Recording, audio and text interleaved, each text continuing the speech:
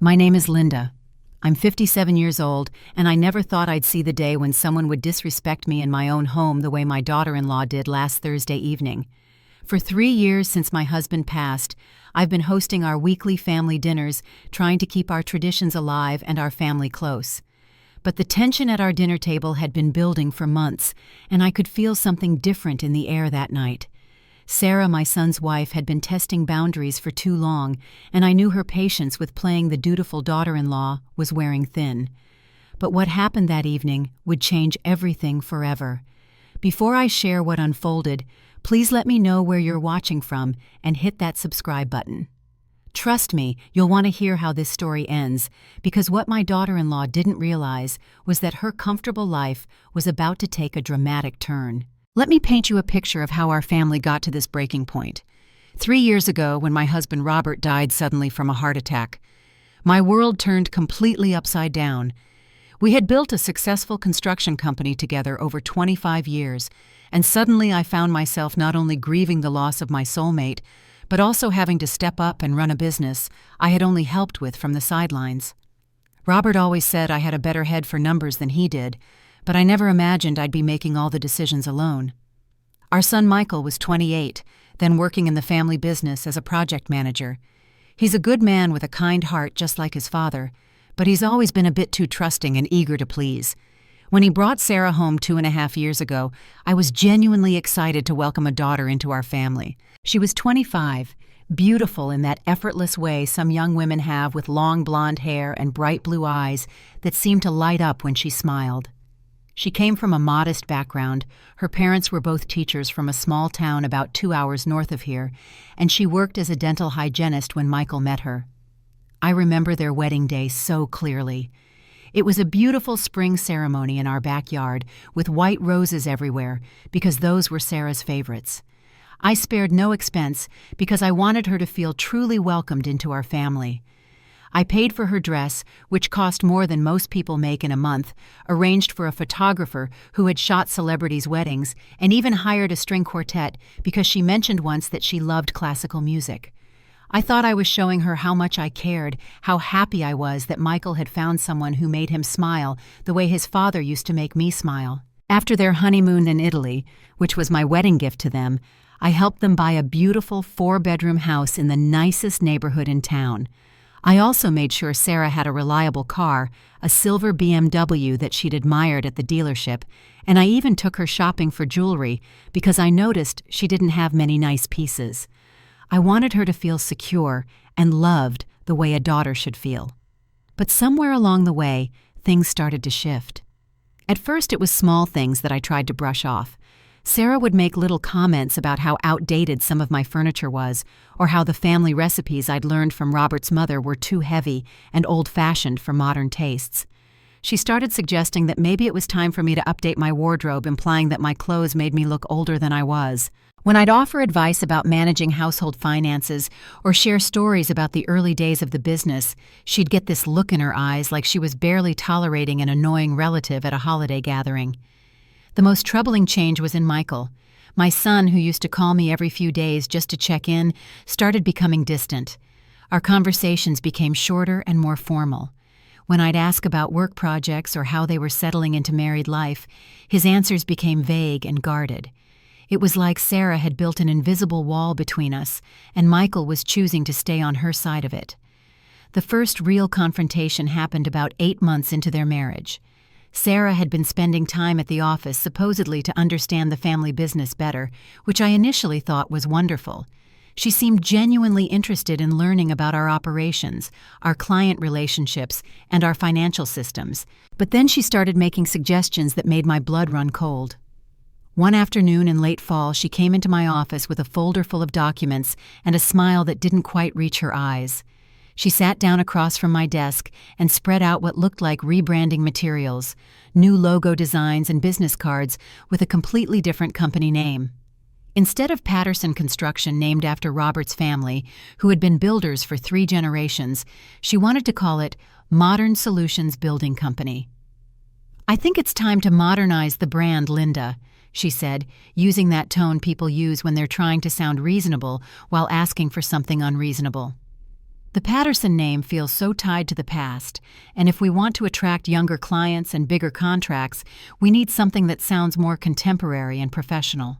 I looked at those designs and felt like someone had just suggested we tear down Robert's tombstone and replace it with something more trendy. This company wasn't just a business to me, it was Robert's legacy built on the reputation his father and grandfather had established in this community. The Patterson name meant something here. It meant quality, integrity, and craftsmanship that you could trust. "Sarah, honey," I said, trying to keep my voice calm and patient.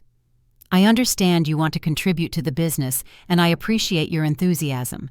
But the Patterson name is our most valuable asset.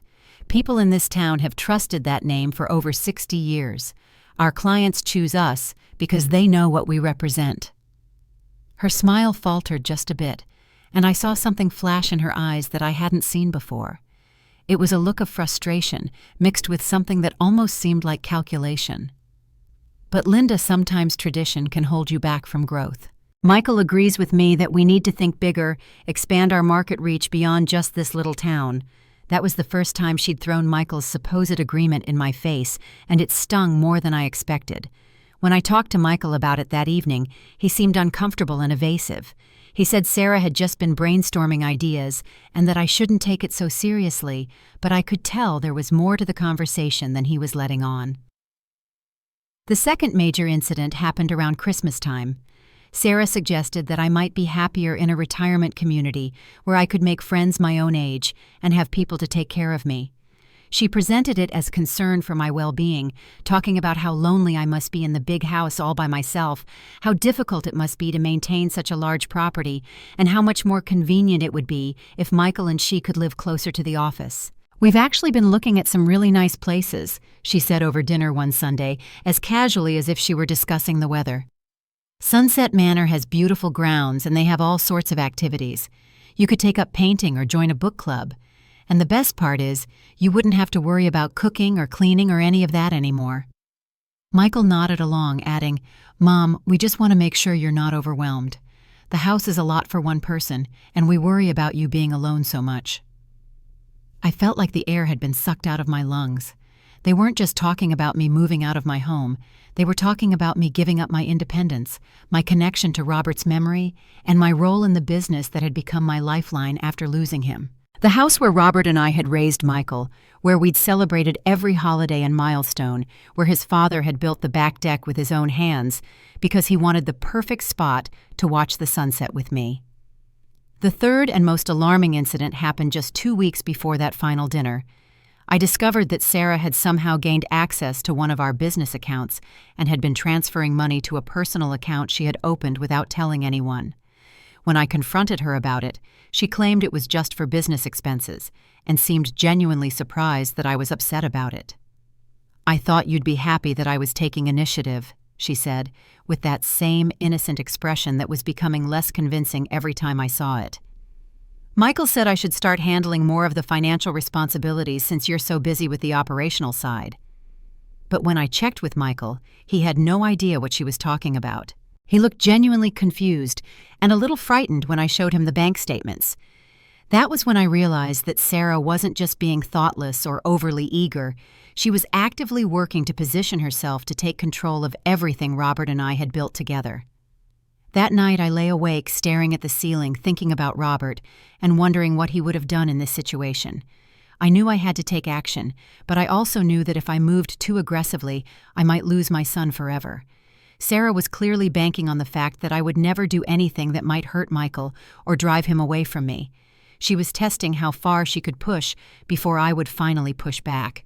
The morning of that final dinner, I woke up with a strange sense of clarity and purpose that I hadn't felt since Robert died. I had made a decision sometime in the dark hours before dawn, and I spent the entire day preparing not just a meal, but a plan that would either save my family or set us all free from a situation that had become toxic for everyone involved. I started by making my husband's favorite meal, the one I used to cook for special occasions when he was alive. It was roasted chicken with herbs from the garden he had planted, mashed potatoes made from scratch with real butter and cream, green beans with almonds and homemade rolls that took most of the afternoon to prepare properly. I set the dining room table with our good china, the set that Robert's grandmother had given us when we got married, and I arranged fresh flowers from the garden in the crystal vase that had been a wedding gift from my parents. But the most important preparation I made that day wasn't in the kitchen. Around 11 in the morning, I drove to downtown to the office of James Morrison, the attorney who had handled Robert's estate and had been our family lawyer for over 20 years. James had known Robert since they were boys, and he had watched Michael grow up from a toddler into the man he was today. "Linda, you sounded very serious on the phone yesterday," James said as I settled into the leather chair across from his mahogany desk. "What can I do for you?" I pulled out the folder I had prepared with bank statements, copies of the unauthorized transfers, and notes about all the incidents that had been building up over the past months. "James, I need to make some changes to my will, and I need them to be ironclad and effective immediately." As I explained the situation with Sarah and my growing concerns about Michael's judgment, James listened with the careful attention of someone who had seen too many families destroy themselves over money and power. When I finished outlining my plan, he was quiet for a long moment, studying my face to make sure I understood the magnitude of what I was proposing. "Linda, this is a drastic step," he said finally. "Once we put this in motion, there's no going back without meeting very specific conditions. Are you absolutely certain this is what you want to do?" I thought about Robert, about the dreams we had shared for our son's future, about the legacy we had worked so hard to build. I thought about the woman who was systematically trying to erase our family's history and traditions, who saw our life's work as nothing more than a stepping stone to her own ambitions. I thought about my son, who was allowing his wife to disrespect the mother who had loved and supported him unconditionally his entire life. "James, I'm 57 years old," I said, feeling every day of those years settling into my bones. "I lost the love of my life 3 years ago, and I've spent every day since then trying to honor his memory and maintain what we built together. If my own son can't see that what Sarah is doing is destroying our family, then maybe he needs to understand what he's really choosing between." The documents I signed that afternoon would transfer 100% of my assets, including the house, the business, all investments, and all personal property to the Children's Hospital Foundation, where Robert and I had volunteered for years before he died. The only way to reverse this decision would be for Michael to demonstrate over a period of 6 months that he could stand up for his mother and show the respect that any parent deserves from their child. "The will becomes effective tonight at midnight," James explained as I signed the final page. "If Michael can prove that he's willing to prioritize family loyalty and respect over his wife's demands, you can modify it again. But if not, everything goes to charity, and Sarah gets exactly what she's really worth, which is nothing." Driving home that afternoon, I felt lighter than I had in months. For the first time since Robert died, I felt like I was taking control of my life instead of just reacting to other people's choices. I was no longer going to be the patient, accommodating mother-in-law who absorbed every insult and manipulation in the name of keeping peace. Tonight, Sarah and Michael would learn that every action has consequences, and some consequences are more permanent than others. I called Michael around 4 o'clock to invite them for dinner, using the same cheerful tone I always used for our weekly family gatherings. "Hi, sweetheart. I'm making Dad's favorite chicken dinner tonight. Can you and Sarah come over around 6:30? Michael sounded distracted, probably still at the office. "Sure, Mom. That sounds nice. Should we bring anything?" "Just yourselves?" I said, looking around the kitchen at all the preparations I had made. "I have everything we need." As I hung up the phone, I realized that I did indeed have everything I needed, including the courage to finally stop enabling the toxic dynamic that was poisoning our family. Tonight, Sarah would learn that her comfortable life had been built on the generosity and patience of someone she had consistently underestimated. And Michael would learn that love and loyalty are not unlimited resources that can be taken for granted indefinitely. Michael and Sarah arrived 20 minutes late, which had become their usual pattern over the past several months. I could hear Sarah's voice through the front door before they even rang the bell, complaining about something in that particular tone she used when she wanted everyone to know she was inconvenienced by having to be somewhere she didn't want to be. When I opened the door, Sarah was wearing a new dress that probably cost more than most people's monthly rent. It was a designer piece in cream-colored silk with delicate beading around the neckline, the kind of dress you wear when you want people to notice how expensive your taste is. Her hair was perfectly styled, and she was carrying a handbag that I recognized from a magazine advertisement I'd seen recently, something that cost several $1,000s. "Sorry we're late, Mom," Michael said, giving me a quick hug that felt more obligatory than affectionate. He looked tired, and I noticed that his smile didn't quite reach his eyes, the way it used to when he was genuinely happy to see me. Sarah offered her cheek for an air kiss, barely making contact, and walked past me into the house without waiting to be invited in. "Something smells interesting," she said in a tone that made it clear she didn't mean it as a compliment. As we walked toward the dining room, Sarah was already pulling out her phone, scrolling through social media posts with the kind of focused attention that most people reserve for important work emails. She settled into her chair without acknowledging the effort I had put into setting a beautiful table and continued tapping on her screen even as I brought out the first course. "Sarah, honey, would you mind putting your phone away during dinner?" I asked as gently as possible. "I was hoping we could catch up and talk about how things are going with both of you." She looked up with an expression of mild annoyance, as if I had asked her to perform some unreasonable favor. "I'm just checking messages from work. Some of us have responsibilities that don't end at 5 o'clock. The comment stung because it implied that my work running the family business was somehow less important or less demanding than her job at the dental office. Michael shifted uncomfortably in his chair, but didn't say anything to defend me or correct his wife's dismissive attitude. I decided to try a different approach, focusing on Michael and asking about a project he had been managing for one of our longtime clients. "How did the Henderson renovation turn out? I know they were particularly excited about the kitchen expansion." Before Michael could answer, Sarah interjected, "Why do you always ask about work during dinner? Can't we talk about something more interesting?" "I think our family business is pretty interesting," I replied, trying to keep my voice light and conversational. "It's been supporting our family for 3 generations, and it's how we were able to afford this house, your house, and a lot of the nice things we all enjoy." Sarah's expression hardened slightly. "Well, maybe it's time to think bigger than just maintaining what previous generations built. Some of us have ideas about growth and modernization that could actually improve things around here." Michael finally spoke up, but not to support me.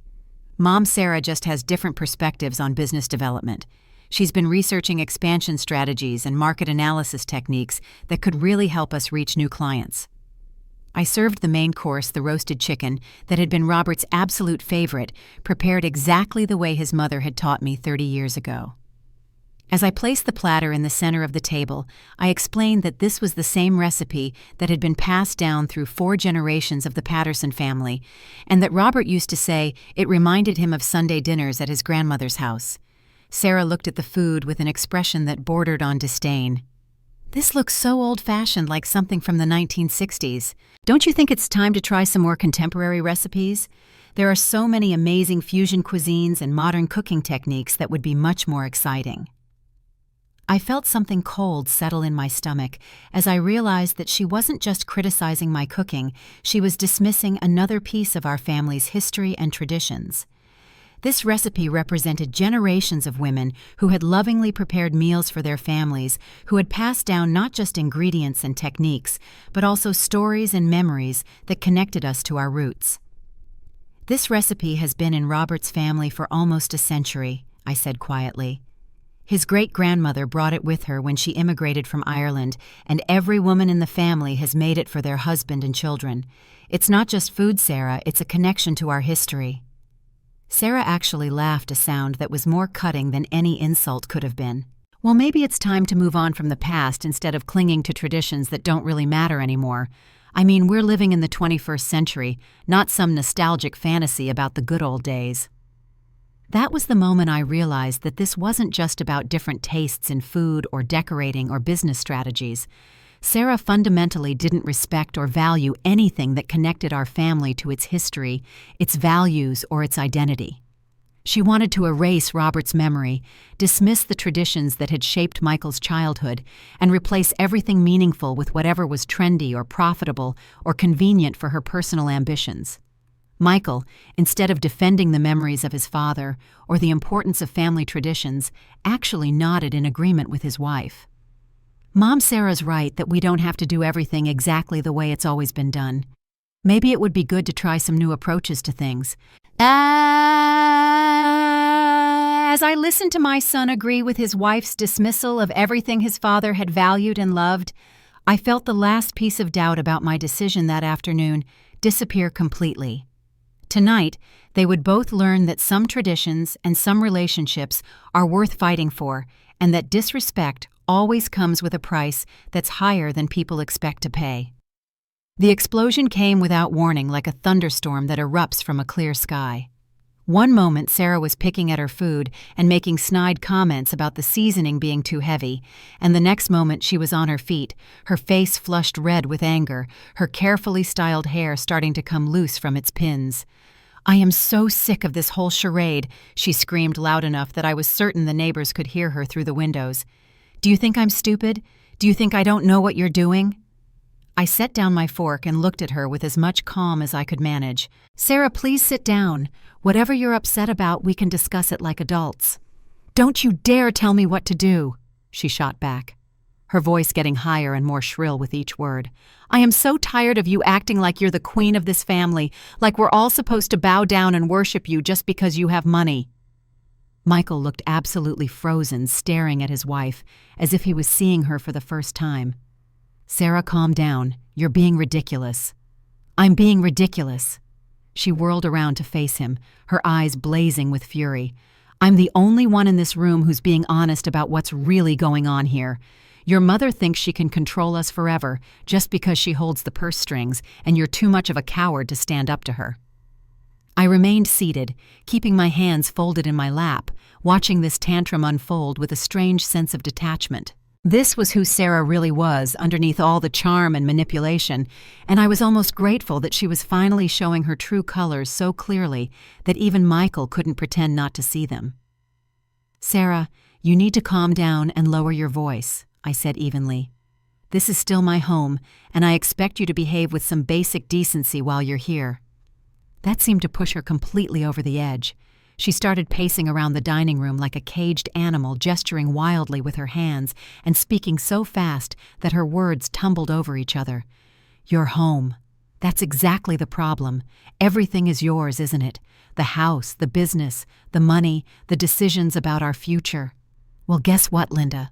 We're not going to play this game anymore." She stopped pacing and stood directly across from me, leaning forward with her hands planted on the table. "Michael and I have been talking, and we've made some decisions about our lives that don't require your permission or your approval." My heart started beating faster, but I kept my expression neutral. "What kind of decisions, Sarah?" "We've already looked at facilities for you," she said with a cruel smile, as if she was delivering news that should make me happy. "Sunset Manor has an opening next month. They have a lovely assisted living program with all sorts of activities for people your age. You'll be much happier there with people who share your interests and your, shall we say, limitations." I looked at Michael, searching his face for any sign that he disagreed with this plan or that Sarah was exaggerating his involvement in it, but his expression told me everything I needed to know. He looked guilty and uncomfortable, but not surprised. He had known about this plan, and he had agreed to it. "Michael, is this true?" I asked quietly. "Have you really been planning to put me in a nursing home?" He couldn't meet my eyes. "Mom, it's not a nursing home, it's assisted living. And we're not putting you anywhere. We just think it might be better for everyone if you had more social opportunities and less responsibility for maintaining such a big property." "Better for everyone, or better for you and Sarah?" I asked, still keeping my voice calm and level. Sarah jumped back into the conversation before Michael could answer. "It would be better for everyone. You could make friends your own age instead of sitting around here dwelling on the past all the time. Michael and I could finally have some privacy and independence instead of feeling like we're being watched and judged every minute. And frankly, the house would be put to better use by people who are actually building a future instead of just trying to preserve some obsolete version of family life." That was when she crossed the line that couldn't be uncrossed. She reached across the table and grabbed the plate of food in front of me, the plate containing the chicken recipe that connected us to 4 generations of family history, the meal I had spent hours preparing as an act of love and tradition. In one swift, violent motion, she lifted the plate above her head and hurled it toward the floor with all the force she could muster. The crash was deafening, and the sound seemed to echo through the house long after the ceramic pieces had stopped bouncing across the hardwood floor. Chicken potatoes, gravy, and vegetables splattered everywhere, creating a mess that reached from the dining room into the hallway. "There!" she screamed, standing in the middle of the destruction she had created. "Now you can clean up your own mess for once, instead of expecting everyone else to pretend that your old-fashioned cooking and your precious family traditions actually matter to anyone." The silence that followed was unlike anything I had ever experienced. It wasn't just the absence of sound, it was the presence of shock so profound that it seemed to suck all the energy out of the room. Michael's face had gone completely white, and his mouth was hanging open, as if he couldn't quite process what he had just witnessed. Even Sarah seemed momentarily stunned by her own actions, as if she hadn't quite intended to go that far, but couldn't figure out how to take it back. I sat perfectly still in my chair, looking directly into Sarah's eyes, with an expression that I hoped conveyed absolute calm and complete control. I didn't move to clean up the mess, didn't react with anger or tears, or any of the responses she was probably expecting. I just sat there, letting the moment stretch out until she started to look uncomfortable under my steady gaze. Finally, after what felt like several minutes, but was probably only 30 seconds, I spoke in a voice that was so quiet she had to strain to hear me. "Sarah, please sit down. I have something very important to share with both of you." I stood up slowly, deliberately, moving with the kind of measured precision that comes from absolute certainty about what you're going to do next. I walked to my study, leaving Sarah and Michael sitting in stunned silence among the ruins of dinner, and retrieved the folder that contained copies of the legal documents I had signed that afternoon. When I returned to the dining room, Sarah was still standing in the middle of the mess she had created, but some of her righteous anger seemed to have drained away. She looked younger somehow, less confident, like a child who had just realized that breaking something in a fit of temper might have consequences she hadn't considered. "Sarah, please sit down." I repeated, my voice still calm, but carrying an authority that made her comply without arguing. "This isn't a lecture and it's not a negotiation, it's an announcement." I placed the folder on the table, carefully avoiding the spots where gravy had splattered, and opened it to reveal the documents that would change all of our lives forever. Michael leaned forward, trying to read the legal language, his forehead creasing with confusion and growing concern. "Today, I visited my attorney and made some significant changes to my will and estate planning." I began speaking slowly and clearly so that every word would sink in. "After careful consideration of recent events and behaviors, I have decided to transfer 100% of my assets to the Children's Hospital Foundation." Sarah's face went from red to white so quickly that I thought she might faint. "What are you talking about? You can't be serious. This is just another one of your manipulation tactics." I continued as if she hadn't spoken. "The assets include this house, the entire construction business, all investment accounts, all personal property, and all funds currently held in any accounts under my name. The transfer becomes legally effective at midnight tonight." Michael found his voice, though it came out as barely more than a whisper. "Mom, what are you saying? Are you telling us that we're going to lose everything?" "I'm telling you that your wife's behavior tonight and your failure to address her pattern of disrespect over the past year have consequences," I replied, looking directly into his eyes. "I'm telling you that the comfortable life you've been taking for granted was built on the foundation of family love and mutual respect, and when you allow that foundation to be destroyed, the entire structure collapses." I pulled out the specific pages that outlined the one condition for reversing this decision. "There is exactly one way to change this outcome. Michael, you have 6 months to demonstrate that you understand the difference between loyalty to your wife and respect for your mother. You have 6 months to prove that you can stand up for what's right, even when it's uncomfortable or inconvenient." Sarah was beginning to hyperventilate, her breath coming in short, sharp gasps. "This is insane, Michael, do something. She's taking away our entire future because I threw a plate on the floor." "No, Sarah," I corrected her, my voice still maddeningly calm. "I'm taking away your sense of entitlement to a future that you never earned and don't deserve. The plate was just the final symptom of a much deeper problem." I turned back to Michael, who looked like he was struggling to understand how his world had shifted so completely in the span of 10 minutes. "The conditions are very simple, son. No nursing home, no assisted living facility, no more discussions about what's convenient for you and Sarah, no more tolerance for disrespect, manipulation, or attempts to erase your father's memory and legacy, and absolutely no more behavior like what happened here tonight." "But Mom," Michael stammered, "what if Sarah was just having a bad day? What if she apologizes? People make mistakes when they're stressed or overwhelmed." I looked at the woman who had destroyed my dinner, insulted my family's traditions, and spent months systematically trying to isolate me from my own son. Some mistakes reveal who a person really is underneath their public persona, Michael. Tonight, Sarah showed us exactly what she thinks of our family, our history, and our values. An apology can't undo that revelation. Sarah suddenly lunged forward and fell to her knees beside my chair, grabbing my arm with both hands. "Linda, please, I'm sorry, I didn't mean any of it. I was just frustrated about work and I took it out on you. Please don't do this to us." I gently but firmly removed her hands from my arm. "Sarah, if you were truly sorry, you would have been sorry the first time you disrespected me, or the second time, or any of the dozens of times over the past year. You're not sorry for your behavior. You're sorry for the consequences." I stood up again and walked to the window, looking out at the garden that Robert had planted for me, thinking about all the dreams and plans we had shared for our family's future. "The legal documents are filed and official. The decision has been made. What happens next depends entirely on choices that Michael makes over the next 6 months." As I turned back to face them, I saw two very different expressions. Michael looked devastated, but also for the first time in months, like he was really thinking instead of just reacting. Sarah looked like someone who had just realized that the ground beneath her feet had disappeared completely, leaving her falling through empty space with nothing to grab onto. The comfortable life she had built on my generosity and Michael's weakness was over. The question now was whether my son would find the strength to rebuild our relationship on a foundation of mutual respect, or whether he would choose to fall into that same empty space with his wife.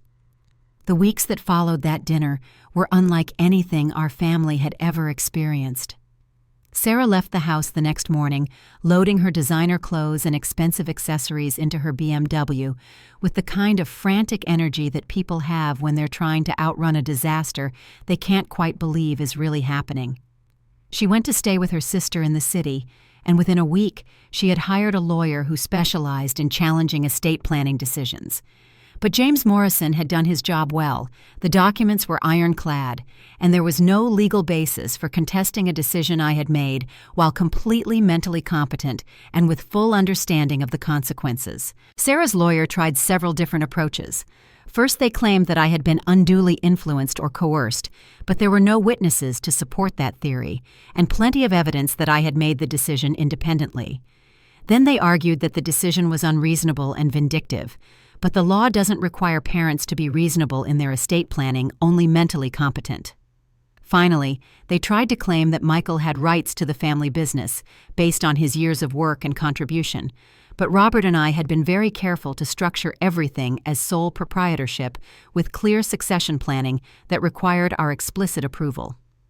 Michael had never been given ownership shares or partnership status. He had simply been an employee with the expectation of future inheritance that I was legally free to change. During this time, Michael was living in a kind of suspended animation, going through the motions of work and daily life while trying to process the magnitude of what had happened.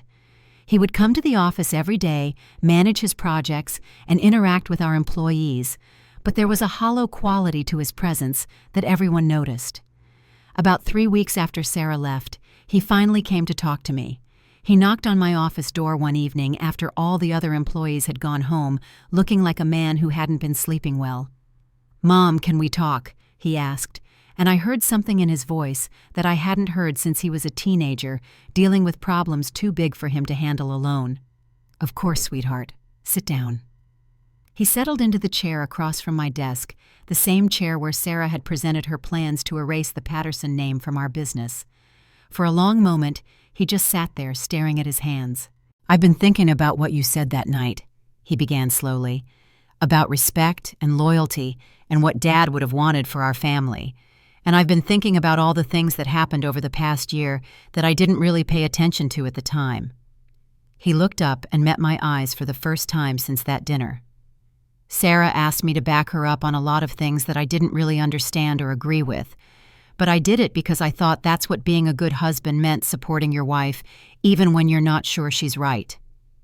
I waited, letting him work through his thoughts at his own pace. But I realize now that I was so focused on being loyal to her that I forgot about being loyal to you and to Dad's memory and to everything this family stands for, he continued. "When she threw that food on the floor, it wasn't just disrespecting you, it was disrespecting every woman in our family who had made that recipe every Sunday dinner we ever shared, every tradition that made us who we are." Tears started running down his cheeks, and I saw my little boy again, the one who used to come to me when he scraped his knee, or when bullies at school made him feel small and powerless. "Mom, I'm so sorry," he whispered. "I should have stood up for you from the beginning. I should have told Sarah that her ideas about changing the business name were inappropriate. I should have shut down any conversation about putting you in assisted living. I should have protected you instead of making you feel like you had to protect yourself from your own family."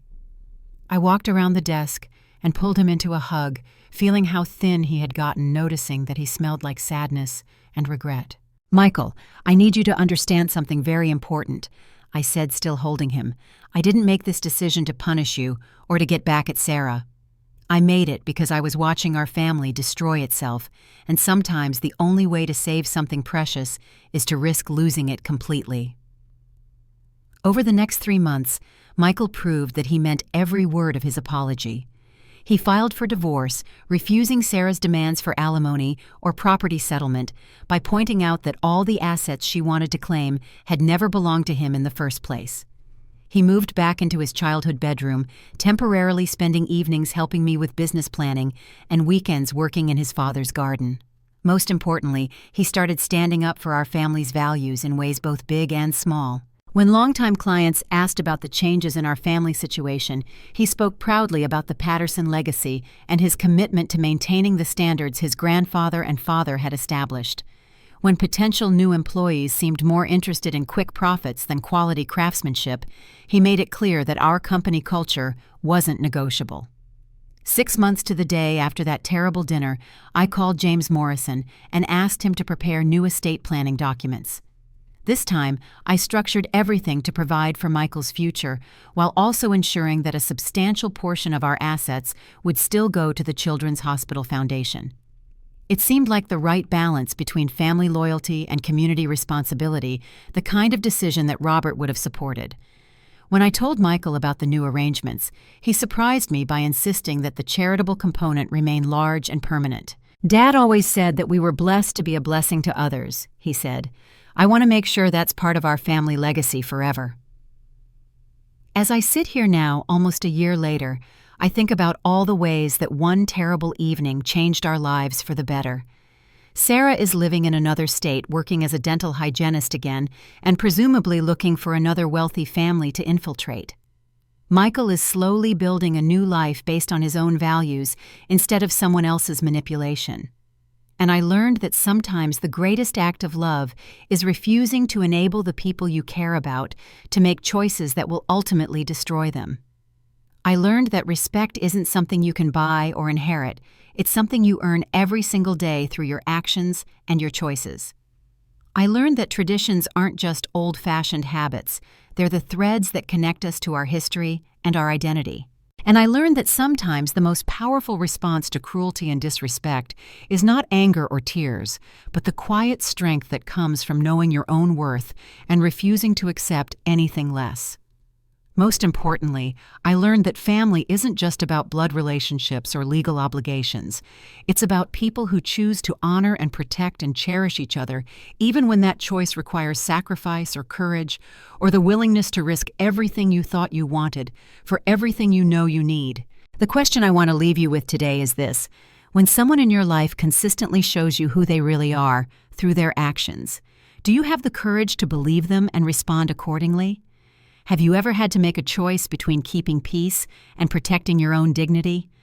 I'd love to hear your thoughts in the comments below, and if this story resonated with you, please hit that like button and subscribe for more real-life stories about family relationships and the sometimes difficult choices we have to make to protect what matters most. Share this with someone who might need to hear that it's never too late to stand up for yourself and demand the respect you deserve.